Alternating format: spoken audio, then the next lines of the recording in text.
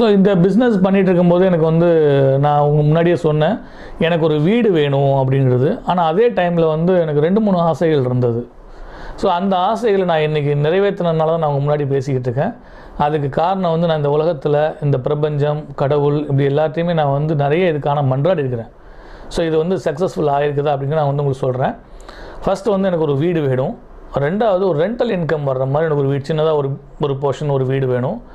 மூணாவது வந்து என்னோடய தாத்தாவை வந்து நான் வந்து தாத்தா, எங்கள் பாட்டி, எங்கள் அம்மா அப்பாவை வந்து மெக்காவுக்கு கூட்டிகிட்டு போகணும். ஏன்னா முஸ்லீம் கம்யூனிட்டியில் வந்து அது ரொம்ப ஒரு இம்பார்ட்டண்டான ஒரு விஷயம். அதில் வந்து கூட்டிகிட்டு போகணும் அப்படிங்கிற ஒரு ஆசை இருந்தது.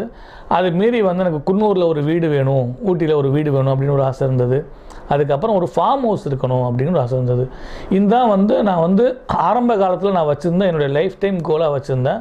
பட் நான் இன்றைக்கி வந்து அச்சீவ் பண்ணிட்டேன். இதை அச்சீவ் பண்ணுறதுக்கான ரீசன் வந்து நான் வந்து நம்மளுடைய ஈர்ப்பு விதின்னு சொல்லுவாங்க.